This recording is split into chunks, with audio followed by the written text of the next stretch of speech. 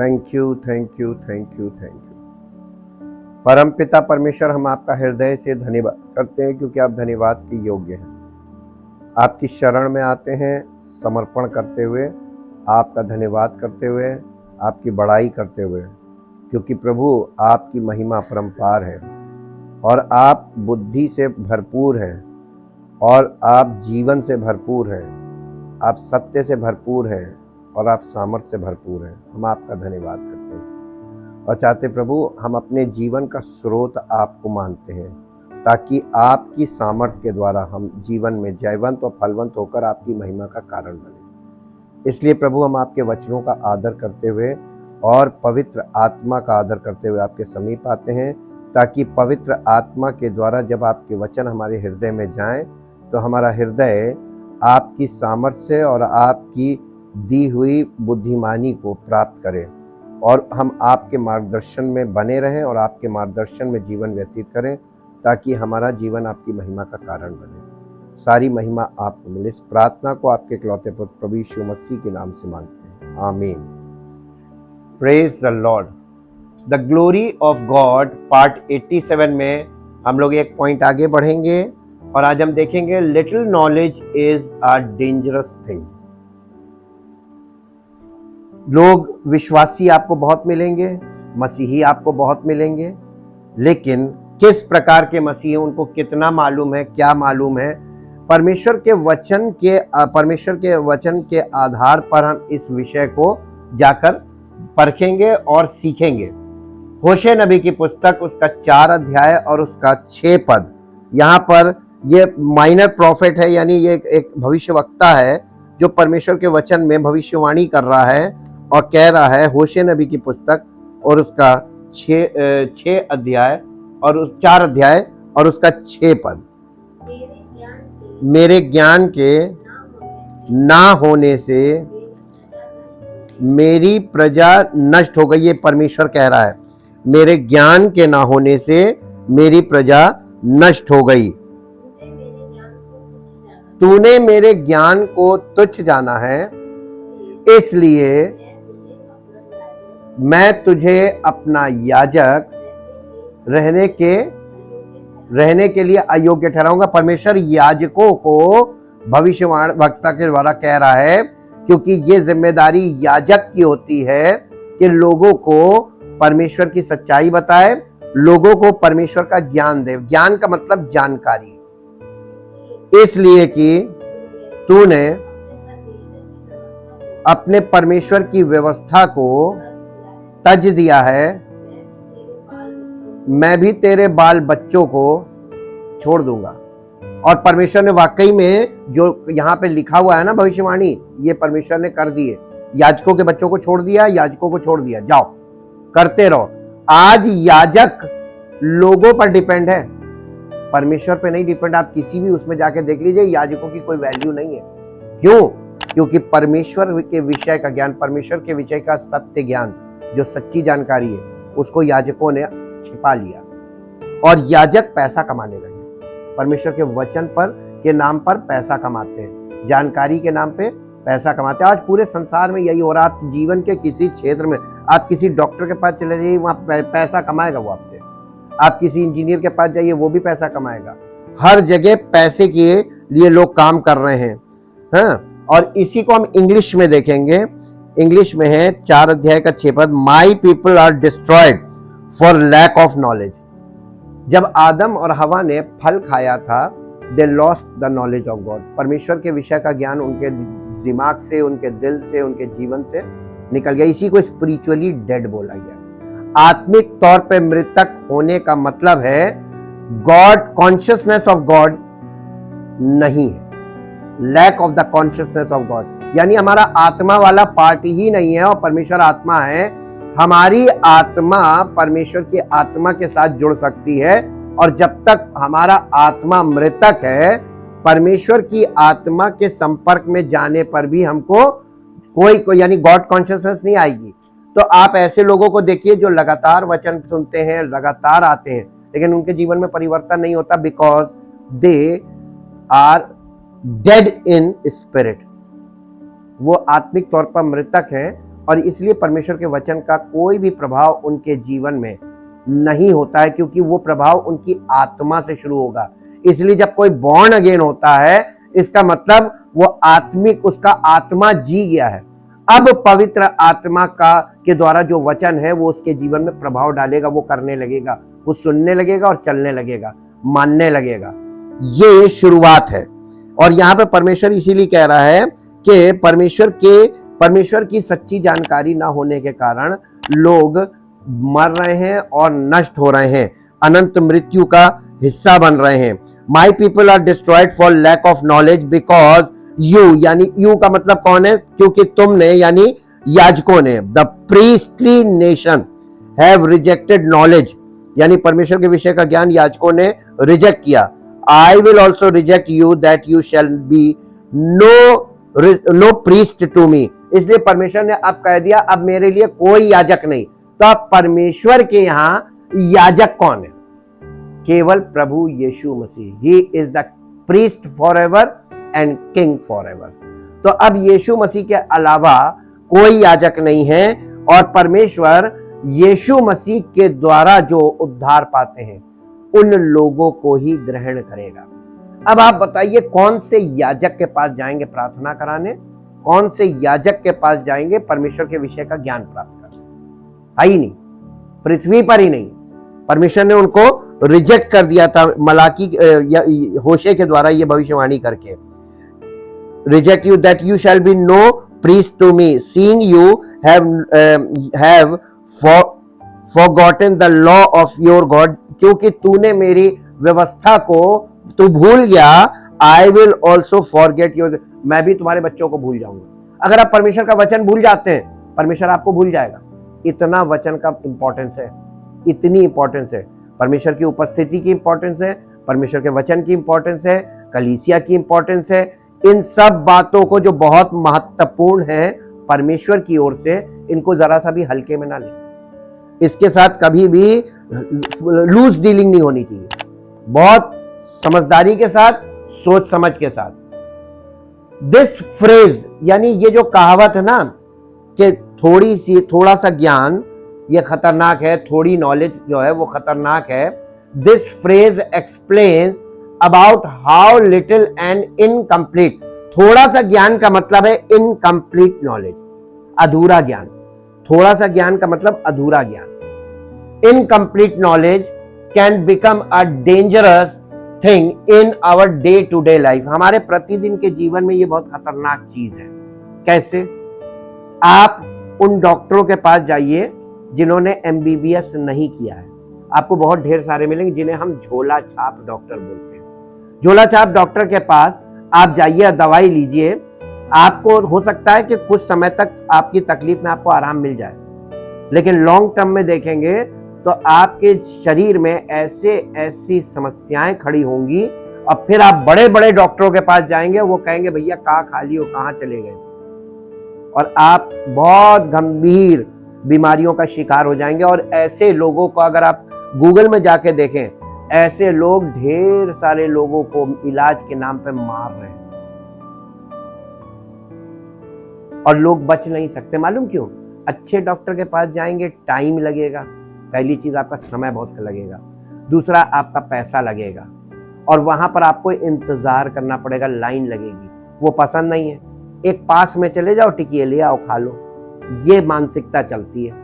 ऐसे लोगों का जीवन हर समय दांव पे रहता है, जो आसपास से जुगाड़ वाली लोगों के द्वारा अपना इलाज कराते हैं, जुगाड़ वाले लोगों के द्वारा काम कराते हैं। झोला छाप डॉक्टर आपने देखा, झोला छाप इंजीनियर देखिए, डिग्री है उनके पास, और झोला छाप इंजीनियर पुल बनाता है, उसी पुल पे दुनिया के लोग चलते हैं। देखिए सारे पुल टूट गए, ब्रिजेस टूट गए, बांध टूट गए, झोला छाप इंजीनियर। आज के युग में आपको कौन से इंजीनियर मिलेंगे? डॉक्टर कौन से मिलेंगे? गाड़ी चलाने वाले ड्राइवर, झोला छाप ड्राइवर देखे जी, ये सब, यानी इनके पास इनकम्प्लीट जानकारी है। ये जिस फील्ड में लोग काम कर रहे हैं, इनकम्प्लीट नॉलेज के साथ काम कर रहे हैं, इसीलिए खतरे ज्यादा हैं, एक्सीडेंट ज्यादा हो रहे हैं और समस्याएं ज्यादा खड़ी हो रही हैं। और आप चूंकि आप खुद भी इनकम्प्लीट नॉलेज में हैं, तो आप ऐसे ही लोगों को पसंद करते हैं, कम पैसे में काम हो जाएगा, हम जाएंगे बस हमारा काम हो जाएगा। अब लेकिन स्पिरिचुअली ये चीज बहुत खतरनाक है। आप फिजिकली झेल सकते हो, झेलो, लेकिन स्पिरिचुअली आपके लिए बहुत खतरनाक है। जिसको पूरी जानकारी नहीं है, 6 महीने का कोर्स कर लिया, पास्टर ट्रेनिंग, और पास्टर बन गए, क्या जानकारी उनके जीवन में, क्या अनुभव है, मसीही अनुभव, कुछ भी नहीं। और उनके पास पैसा हुआ, अगर बड़े बड़े स्टूडियो बना लेते हैं, बड़ी बड़ी वीडियोस बना के लोगों को भेजेंगे, उनके पास सारे साधन माध्यम है पैसों से। तो ऐसे लोग जो इनकम्प्लीट नॉलेज वाले हैं, ये आपको कैप्चर करने के लिए तरह तरह के माध्यमों का इस्तेमाल करके आपके आत्मिक जीवन को स्वाहा कर देंगे, और वही हो रहा है। हर व्यक्ति अपने आप में एक इंपॉर्टेंट पर्सन बन के खड़ा हो गया।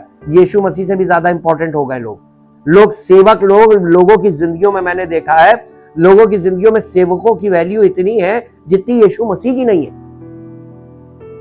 वो कह देंगे वही होगा, क्योंकि वो यीशु मसीह तो नहीं है, लेकिन यीशु मसीह से कम नहीं है उनके जीवन में। ये इनकम्प्लीट नॉलेज वाले लोग हैं। और ये knowledge is necessary for a person. एक आपको जानकारी की बहुत जरूरी आवश्यकता है, ये नेसेसरी, हमारे लिए आवश्यक है कि हमें जानकारी हो, लेकिन जानकारी कैसी हो, कितनी हो, थोड़ी सी जानकारी हो, बस हमको 2 तार जोड़ना आ गया, हम इलेक्ट्रीशियन। पुराने हम मार्केट में जो लोग काम करते हैं, इलेक्ट्रीशियन लोग, उन्हें ढंग से फेज और न्यूट्रल का अंतर नहीं मालूम है। वो कहेंगे ठंडा तार, गर्म तार, और उनसे लोग बड़ी बड़ी बिल्डिंगों में वायरिंग करवा रहे हैं। होटल में आग लगी, देखा कारण क्या है? झोला छाप इलेक्ट्रीशियन।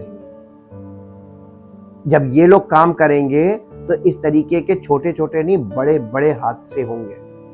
अब आप फायर ब्रिगेड वालों को दोषी ठहराओ, आप मालिक को दोषी ठहराओ, लेकिन इस काम में मालिक दोषी इसलिए है क्योंकि मालिक पूरी बिल्डिंग में करोड़ों रुपया लगाता, करोड़ों रुपए का पत्थर लगवाएगा, लेकिन बिजली की तार सबसे सस्ती लगवाता है। मैं अनुभव के आधार पर बोल रहा हूं। लोग करोड़ों अरबों रुपए की बिल्डिंग बनाते हैं, लेकिन बिजली का जो उनका बजट होता है वो सबसे मिनिमम होता है, जो कि सबसे ज्यादा होना चाहिए और सबसे इंपॉर्टेंट चीज है। पावर चलती है, लोग पावर के साथ एकदम हल्के में लेते हैं, मजाक करते हैं। वैसे ही स्पिरिचुअली भी लोग वही करते हैं। जो हमारे माइंड में फिजिकल है वही स्पिरिचुअल है। First physical then spiritual followed, ये प्रिंसिपल है। पहले फिजिकल होता फिर स्पिरिचुअल होता। जो आपकी जीवन में फिजिकल वीकनेसेस है वही स्पिरिचुअल वीकनेसेस बन जाती है। Knowledge is said to be food for our brain.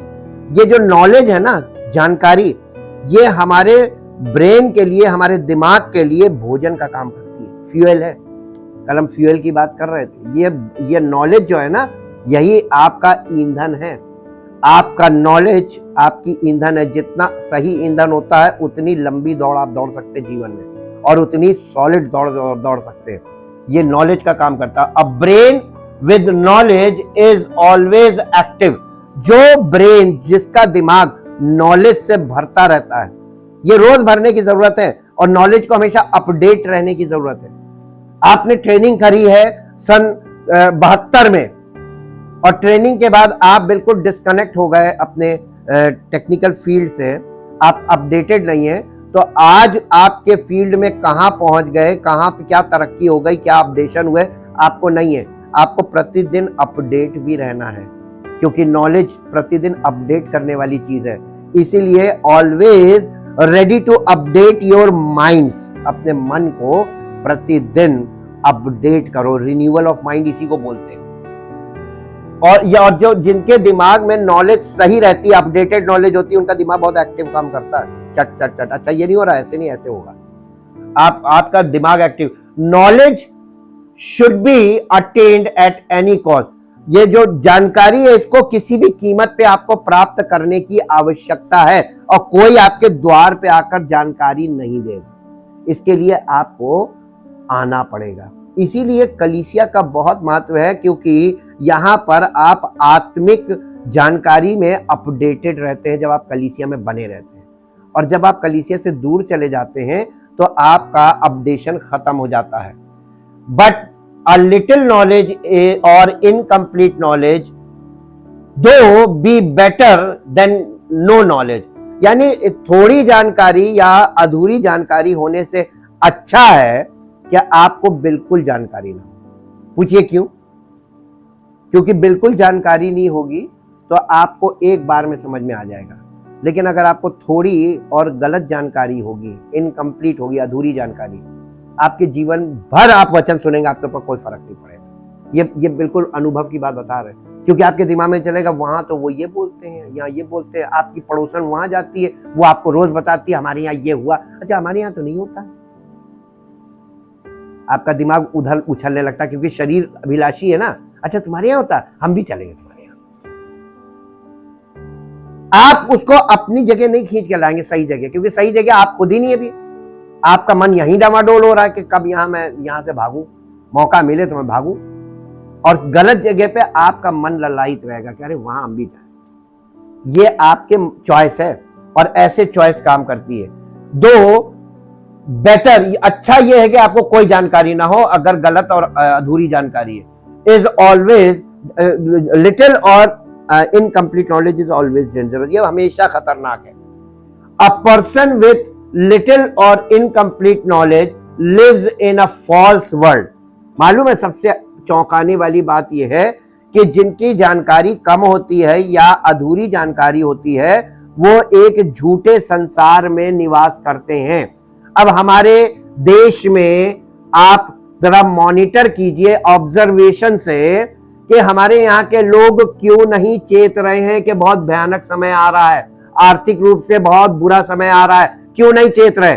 मालूम है क्योंकि उनके पास जो जानकारी है एक तो थोड़ी है, दूसरी वो इनकम्प्लीट है, गलत है, इनकम्प्लीट अधूरी है, और तीसरी वो गलत है।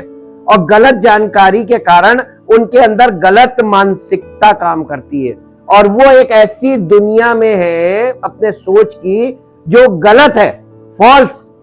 और इसीलिए लिखा है कि ऐसे लोग फॉल्स वर्ल्ड में रहते हैं। इसी दुनिया में एक फॉल्स वर्ल्ड है, और अगर किसी को देखनी है तो हमारे हिंदुस्तान में आ जाइए, कैसा फॉल्स वर्ल्ड होता है। हमारे यहाँ के लोगों से मिलने पता चल जाएगा। अरे ये तो कहाँ है, इनको न्यूज ही नहीं देख रहे हैं, इनको कुछ समझ ही नहीं आ रहा है, इनको या तो गणना नहीं करनी आ रही है, कैलकुलेट नहीं कर पा रहे, या ये उसको एक्सेप्ट नहीं कर पा रहे, या ये उसको अंडरस्टैंड नहीं कर पा रहे। ये सारे फैक्टर्स आ गए, ऐसी हालत है। अ पर्सन विथ शैलो या अटेनमेंट्स परेड्स हिज नॉलेज, जिसके पास शैलो नॉलेज होती है, थोड़ी सी जानकारी होती है, और छिछली जानकारी, केवल उसको कुछ शुरुआत की कुछ बातें पता है, ऐसी जानकारी वाले लोग जो है ना, ये अपनी नॉलेज का प्रदर्शन बहुत करते हैं। बड़े बड़े स्टेज लगाएंगे, बड़ी बड़ी मीटिंगें करेंगे, और बड़ा बढ़िया पीए सिस्टम लगा के, और खूब ढेर सारे लोगों को, यानी मास कम्युनिकेशन वाला काम करते हैं, जिनके पास जानकारी कम होती है लेकिन प्रदर्शन बहुत बड़ा करते हैं। जानकारी थोड़ी है और अधूरी है, लेकिन प्रदर्शन बहुत बड़ा है। बड़ी बड़ी कन्वेंशन, बड़ी बड़ी कॉन्फ्रेंसेस हो रही हैं, लेकिन उनकी जिंदगी से आपको दिख नहीं रहा कि इनके पास क्या है। ये खुद तो चलते नहीं, इनका जीवन देख लो, अभिलाषी जीवन, लस्टफुल लाइफ। लेकिन ये लोगों को, और मालूम है मैक्सिमम लोग चूंकि उसी कैटेगरी के हैं, उन लोगों को ये अपने कब्जे में कर लेते हैं। बाइबल इस विषय में बहुत बताती, नया नियम तो खास तौर से। He thinks himself to be knowing all। ऐसे लोग जो अधूरी जानकारी और गलत जानकारी और थोड़ी जानकारी वाले लोग हैं, ये इनका ये मानना है कि इन्हें बहुत आता है, ये they knowing all। इन्हें ये अपने आप को सोचते हैं कि हमें सब कुछ आता है, I know everything, I know all है। एंड ही और शी, ये स्त्री और पुरुष दोनों आजकल एजुकेटेड दोनों है, तो दोनों ये काम कर रहे हैं। ही और she also develops the characteristics that nobody knows more than him। ये यानी ये एक ऐसी विशेषताएं लोगों के सामने अपनी प्रस्तुत करते हैं ताकि उन्हें ये लगे कि इनके पास कुछ अलग है जो किसी के पास है नहीं। ऐसा ये लोग प्रदर्शन करते हैं। He treats others with little respect। और ऐसे लोग दूसरों की रिस्पेक्ट नहीं करते, दूसरों का आदर नहीं करते। अपने आप को उनके बीच में ऊंचा उठाए रहते ताकि उनकी वैल्यू हो। An empty vessel makes much noise. एक पुरानी कहावत है कि थोता चना बाजे घना। जो खाली बर्तन होता है ना वो शोर बहुत करता है। जिस घर में शोर ज्यादा हो रहा हो, समझ लो यहां सब बॉस हैं बहुत। आपको ये सब माइंड से आप तुरंत मॉनिटर कर सकते हैं। ये सब मॉनिटरिंग वाली चीजें ऑब्जर्वेशन से आती है। जिस घर में 4 लोग हैं और शोर बहुत होता है, जब चारों होते हैं, तो समझ जाओ कि यहाँ सब बॉस हैं। कोई किसी की मानने को तैयार नहीं है। यहाँ पर सम्मति और सहमति ये सब चीजें नहीं है। यहाँ शोर हो रहा है, इसका मतलब सब चिल्ला रहे हैं कि मेरी सुनो, मैं ये करूंगा, मैं ये करूं, तुम्हें नहीं आता। All are boss. Empty vessel makes much noise. नीति वचन की पुस्तक में चले, देखिए थोड़ी सी आज नीति वचन की बातें सुन लीजिए जो सुलेमान के द्वारा परमेश्वर की आत्मा ने लिखवाई है। नीति वचन उसका 28 अध्याय का 26 पद, इंग्लिश और हिंदी दोनों में पढ़ेंगे। जो अपने ऊपर भरोसा रखता है वो, अब अपने अंदर झांक के आज रात में जब लेटिएगा सोचिएगा कि मैं अपने ऊपर ज्यादा भरोसा तो नहीं करता हूं कि मैं सही हूं, पूरी दुनिया गलत है, वो देखो वहां जाता वो गलत है, मैं सही हूं, मैं नहीं जाता हूं। आप ये अपने ऊपर भरोसा रखते हैं तो आप मूर्ख हैं। और जो बुद्धि से चलता है वही बचता है। और बुद्धि कौन है? पवित्र आत्मा। जो पवित्र आत्मा के अनुसार चलता है वही बचेगा। बुद्धि का मतलब पवित्र आत्मा के अनुसार चलने वाला, बुद्धि का आत्मा है वो। और जो अपने ऊपर भरोसा रखता है वो मूर्ख है। ऐसे लोग आपको कौन से ज्यादा मिलते हैं? अपने ऊपर भरोसा करने वाले। अब दूसरा, नीति वचन की पुस्तक 12 अध्याय का 15 पद, इसको इंग्लिश में पढ़ दीजिए प्लीज। इंग्लिश बहुत जरूरी है, इंग्लिश से बहुत क्लियर होता है। 28 का 28-26।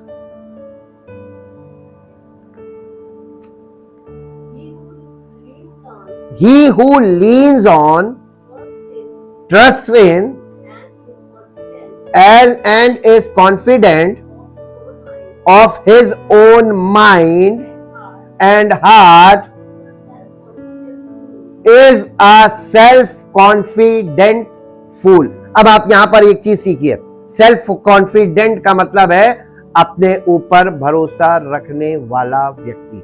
बच्चा अगर अपने ऊपर भरोसा रखने वाले, हम आपको नंबर ला के दिखाएंगे। Self confident, he is a fool. ऐसे लोग मूर्ख कहे जाते हैं, लेकिन संसार में ऐसे लोगों की बड़ी बड़ाई होती है जी। But he who walks in skilful and godly wisdom shall be delivered. वही बचाया जाएगा। यहां पे देखिए आ गया ना, पवित्र आत्मा के अनुसार चलने वाला ही बचाया जाएगा। अब इसके साथ नीति वचन 12 अध्याय का 15 पद पढ़ दीजिए। मूढ़ को अपनी ही चाल, मूर्ख आदमी जिसको अपना सब कुछ सही लगे, दूसरे का गलत लगे, वो मूर्ख जी। उसको अपनी चाल सीधी जान पड़ती है, परंतु जो सलाह, यानी कई लोगों से कंफर्म करता है, जो सम्मति मानता है वो बुद्धिमान है। इंग्लिश में है, the way of a fool is right in his own eyes, but he who listens to counsel is wise. जो सम्मति को मानता है, लोग कह रहे नहीं ये गलत है, ऐसे मत करो, और जो 4 लोगों से पूछ लेता है और 4 लोग कहते नहीं करना, वो बुद्धिमान व्यक्ति है। आप 10 लोगों जो आपके मन की बात कर रहे हैं, यस आप करिए, आप करिए, आप करिए। आप पुराने नियम में इंसिडेंट्स जाके देखिए, जिस राजा के, जो राजा चमचे लोगों को पसंद करता था, चापलूसी करने वालों को, उस राजा का बहुत जल्दी पतन होता था। मालूम क्यों? क्योंकि उसको चापलूसी करने वाले जो है ना, वो पानी पे चढ़ा के, हाँ हाँ राजा तू ये कर, तू ये कर, तू ये कर, और उसको वो गलत काम करने के लिए प्रेरित करते थे। लेकिन जो राजा भविष्यवक्ता जब कड़वी बोली बोलता था ये मत करना, ये परमेश्वर ने मना किया है, और जो राजा मान लेते थे उनका भला होता था। ऐसे इंसिडेंट्स हैं। एक और पद पढ़िए, 13 अध्याय का 20 पद। बुद्धिमानों की संगति कर आप किसकी फेलोशिप करते हैं। संसार में पहली चीज आपको यह देखना पड़ेगा कि बुद्धिमान कितने और मूर्ख कितने, कौन से ज्यादा हैं, और आप किसकी संगति में रहते हैं? उन्होंने आपको भड़का दिया, आप भड़क गए। घरों में झगड़े क्यों होते हैं? कौन भड़काता है? नहीं, हम तो उनको मूर्ख नहीं कहें, हम तो आपको कहेंगे मूर्ख, क्योंकि कोई भी व्यक्ति आपको कुछ बोलता है उसकी कान में बड़ा मजा आ रहा है, काना फूसी जो है वो बड़ी अच्छी लगती है, लेकिन जीवन किसका बर्बाद होता है, परिवार किसका खराब होता है। इतनी तो अकल ही नहीं, कभी सोचा ही नहीं कि लोग हमको भड़का रहे लड़वाने के लिए। लड़ाई लड़ाते लोग ज्यादा है, लड़ते कम है, लड़वाते ज्यादा है। और इसीलिए जो दूसरों की बातों पर बहुत जल्दी विश्वास करता है वो व्यक्ति मूर्ख होता है। जब तक कोई आपके परिवार के किसी सदस्य की बुराई करे, जब तक आप कहिए मैं अपने कान से नहीं सुनूंगी, मैं विश्वास नहीं करूंगी। ये होना चाहिए आपको, इतना कॉन्फिडेंस। परमेश्वर पर विश्वास करने वाले लोगों की बुराई कौन कर सकता है? परमेश्वर खुद ही उसको सजा दे देगा, आपको लड़ने की जरूरत ही नहीं। इंग्लिश में 13 अध्याय का 20 पद इंग्लिश में पढ़ देते हैं आपके लिए। He who walks as a companion, एक साथी के रूप में, दोस्त के रूप में, as a companion with wise man, यानी जो एक बुद्धिमान व्यक्ति के साथ दोस्ती करता है, उसका अपना साथी बना लेता है उसको, इज वाइज। आप बुद्धिमान कैसे होंगे? पढ़ाई करके? तो प्रभु यीशु मसीह से बड़ा बुद्धिमान आपको कहां मिलेगा? उसके पास बुद्धि और ज्ञान के समस्त भंडार छिपे। कलीसिया तो बहुत इंपॉर्टेंट चीज हो गई। जो कलीसिया में बना रहता है और प्रभु की आत्मा की अगुवाई में चलता है, वो बुद्धिमान होता जाता है। और लोग कहने लगे कि पहले तुम सवाल नहीं करती थी, अब तुम हर बात पर सवाल क्यों करती हो? तब समझ जाना कि ये प्रभु की संगति का असर है।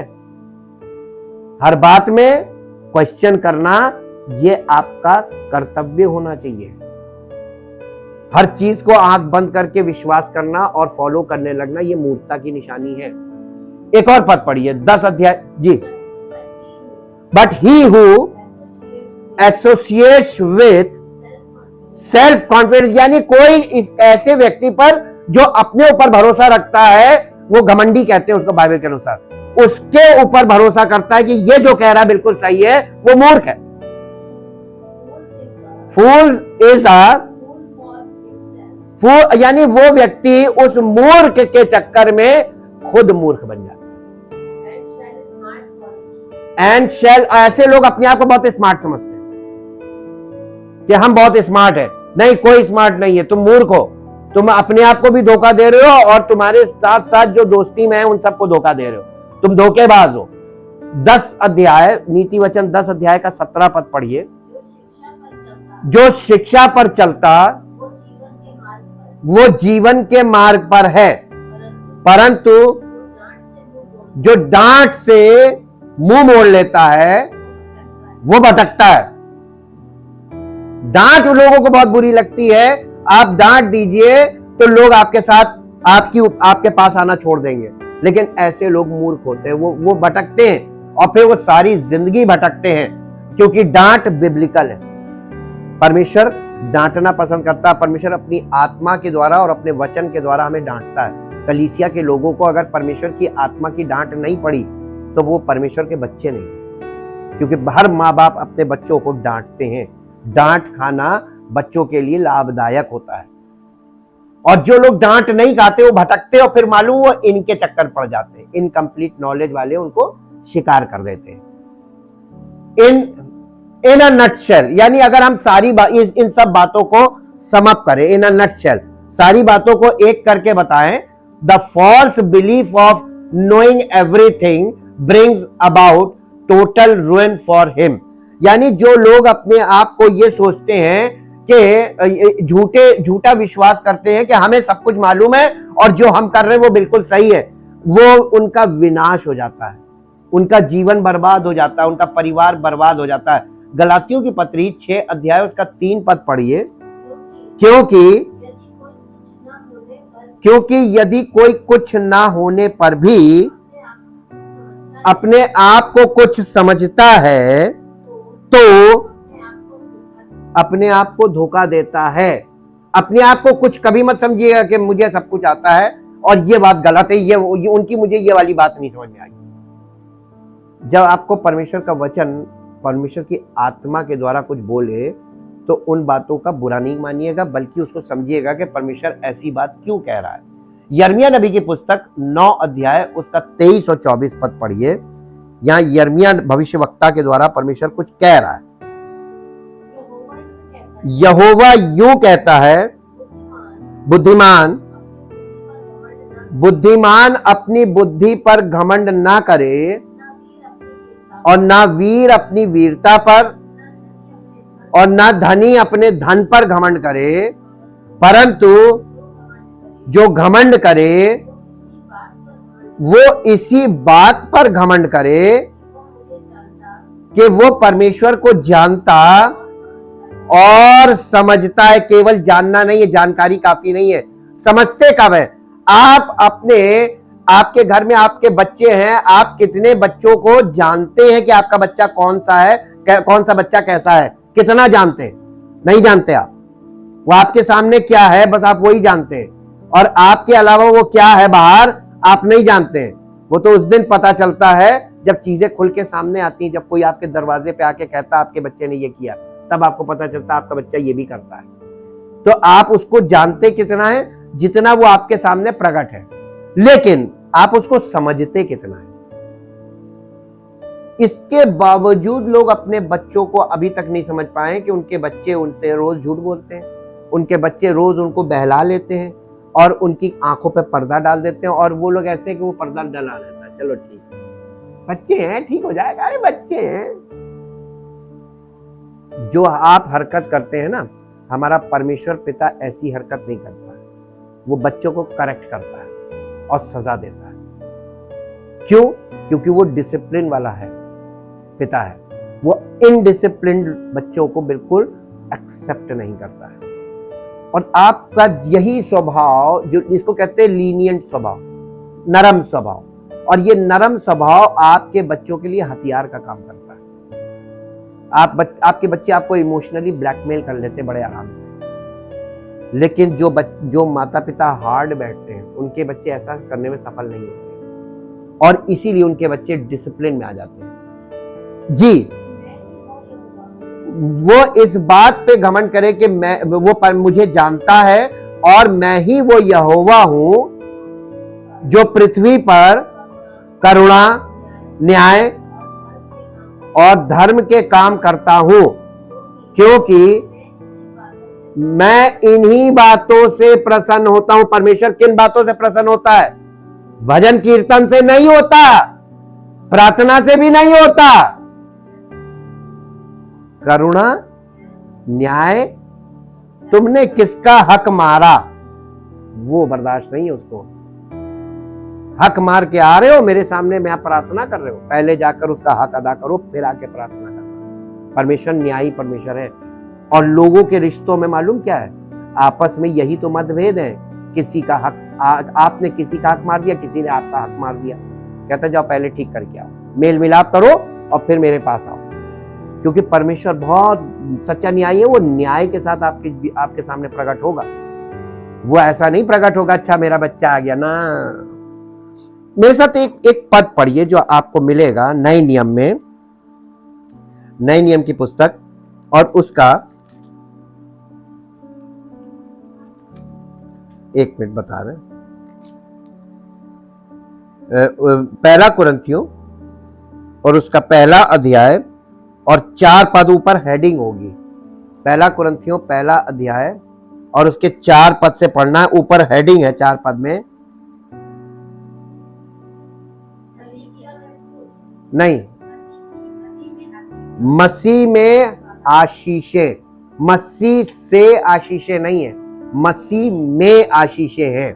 हाँ, और यहां पे लिखा हुआ है, मैं तुम्हारे विषय में अपने परमेश्वर का धन्यवाद सदा करता हूं, इसलिए कि परमेश्वर का ये अनुग्रह तुम पर अनुग्रह तुम पर हुआ, लेकिन मसीह यीशु में हुआ जी, कि उसमें किसमें, मसीह में होकर, कलीसिया में। मसीह में का मतलब है कलीसिया में होकर तुम हर बात में अर्थात सारे वचन और सारे ज्ञान में धनी किए गए कि मसीह की गवाही, कि तुम में मसीह की गवाही तुम में पक्की निकले, यानी लोग देखे कि मसीह वाकई में है। इसमें ये है मसीह कलीसिया में आपको सबसे बड़ी आशीष मिली हमको जी। यहां तक कि किसी वरदान में तुम्हें घटी नहीं, यानी तुम्हें किसी वरदान की घटी नहीं है। कलीसिया में तुम हो, सारे वरदान तुमको मिले हुए जी। और तुम हमारे प्रभु मसीह यीशु मसीह के प्रकट होने की बाट जोते रहते हो, यानी कलीसिया में जो आशीषित लोग हैं वो यीशु मसीह के आने का इंतजार करने वाले लोग हैं। वो तुम्हें अंत तक दृढ़ भी करेगा कि तुम हमारे प्रभु यीशु मसीह के दिन में निर्दोष ठहरो। परमेश्वर सच्चा है जिसने तुमको अपने पुत्र हमारे प्रभु यीशु मसीह की, पिता ने हमको कहां बुलाया, हमारे प्रभु यीशु मसीह की fellowship in the church means fellowship with the son, father and holy spirit. इसीलिए कलीसिया बहुत इंपॉर्टेंट जगह बन जाती है और हम परमेश्वर का धन्यवाद करते हैं। और इसी के साथ साथ 2 अध्याय में आ जाइए, इसी के 2 अध्याय में और 9 पद से पढ़िए। परंतु जैसा लिखा है, जो बातें आंख ने नहीं देखी और कान ने नहीं सुनी और जो बातें मनुष्य के चित्त में यानी उसके दिल और दिमाग में नहीं चढ़ी, वे ही हैं जो परमेश्वर ने अपने प्रेम रखने वालों के लिए तैयार की हैं। परंतु परमेश्वर ने उनको अपनी आत्मा के द्वारा हम पर प्रकट किया। परमेश्वर ने वो बातें जो हमारी आंख ने कभी नहीं देखी, कान ने नहीं सुनी और जो हमारे दिलो दिमाग में कभी नहीं आई, वो योजनाएं हमारे लिए बनाई। वो बातें, वो परमेश्वर की योजना है और उस योजना को परमेश्वर ने अपनी आत्मा के द्वारा हम पर प्रकट किया। हम पर का मतलब कलीसिया पर प्रकट किया जी, क्योंकि परमेश्वर की आत्मा सब बातें वरन परमेश्वर की गूढ़ बातें भी जांचता है जी। मनुष्यों में से कौन किसी मनुष्य की बातें जानता है, केवल उस मनुष्य की आत्मा के जो उसमें है। इस वैसे ही परमेश्वर की बातें भी कोई नहीं जानता, केवल परमेश्वर का आत्मा। परंतु ये कलीसिया को बोला जा रहा है, ये व्यक्तिगत नहीं है। लोग इस पद को व्यक्तिगत लेते हैं कि हमें पवित्र आत्मा मिल गया, परंतु हमने का मतलब कलीसिया के लोगों के लिए यह कहा जा रहा है कि तुमको परमेश्वर का आत्मा दिया गया है कलीसिया को, ताकि तुम उन बातों को जानो। जी पढ़िए, ये हमने का मतलब कलीसिया, पौलुस कलीसिया से कह रहा है कि तुमको परमेश्वर का आत्मा दिया गया है ताकि तुम उन बातों को जानो। कौन? कलीसिया के लोग उन बातों को जाने जो परमेश्वर ने हमें दी हैं,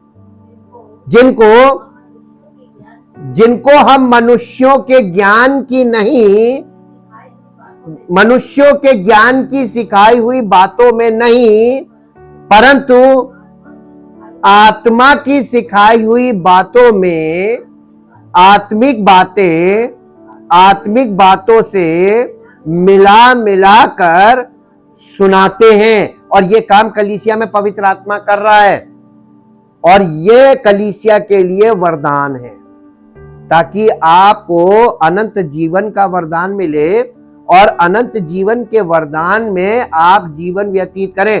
ये सबसे बड़ा वरदान है। और ज्ञान और बुद्धि का आत्मा, ये सारे वरदान बहुत छोटे हैं उसके आगे। अब हम आपको इस चीज देखते हैं, इसी पद को, इसी का 2 अध्याय, 1 कुरिन्थियों 2 अध्याय और उसका 5वां पद पढ़िए जरा। इसलिए कि तुम्हारा विश्वास मनुष्यों के ज्ञान पर नहीं, परंतु परमेश्वर की सामर्थ्य पर आपका ज्ञान, आपका विश्वास कहां निर्भर करता है? मनुष्यों के ज्ञान पे या परमेश्वर की सामर्थ्य पे? ये कहना बहुत सरल है, आपके जीवन में वो परिवर्तन दिखना चाहिए। आपको मालूम है, जब परमेश्वर सामर्थ्य के काम करता है तो आपको यह भी मालूम होना चाहिए कि आप जब उसका वचन नहीं मानते हैं, केवल सुन लेते हैं, उसको अपने जीवन में लागू नहीं करते हैं, तो इसका हिसाब भी लेगा। तो आपको चैन नहीं मिलना चाहिए जब तक आप परमेश्वर के वचन को अपने जीवन में लागू ना कर लें। हम परमेश्वर का धन्यवाद करते हैं क्योंकि परमेश्वर प्रतिदिन हमको जीवन की रोटी दे रहा है। Thank you, thank you, thank you Lord. परमपिता परमेश्वर, हम आपका हृदय से धन्यवाद करते हैं और आपके सब अनुग्रह के लिए धन्यवाद करते हैं, आपकी सब आशीषों के लिए जो आपने कलीसिया के सब लोगों को दे दिए हैं, हम धन्यवाद करते हैं। लेकिन जो लोग अभी तक प्राप्त नहीं कर पाए हैं, उनको आपके सामने लाते हैं प्रभु। उनके जीवन की कमियों को वो पहचाने, अपनी कमियों को डील करें और कैसे उन कमियों से निकलना है। आपके वचन को अपने जीवन में प्राथमिकता दें, आपके वचन का आदर करें, आपके वचन को ग्रहण करें। और आपके वचन का आदर यह है कि वो आपके वचन को अपने जीवन में लागू करके उसके अनुसार जीवन व्यतीत करना शुरू करें, ताकि प्रभु आपकी सामर्थ उनके जीवन में प्रतिदिन प्रकट हो और प्रतिदिन उनका जीवन आपकी महिमा में आगे बढ़े और आपकी महिमा का कारण बने। सारी महिमा आपको मिले। इस प्रार्थना को आपके इकलौते पुत्र प्रभु यीशु मसीह के नाम से मांगते हैं, आमीन। Praise the Lord. परमेश्वर आपको आशीष दे।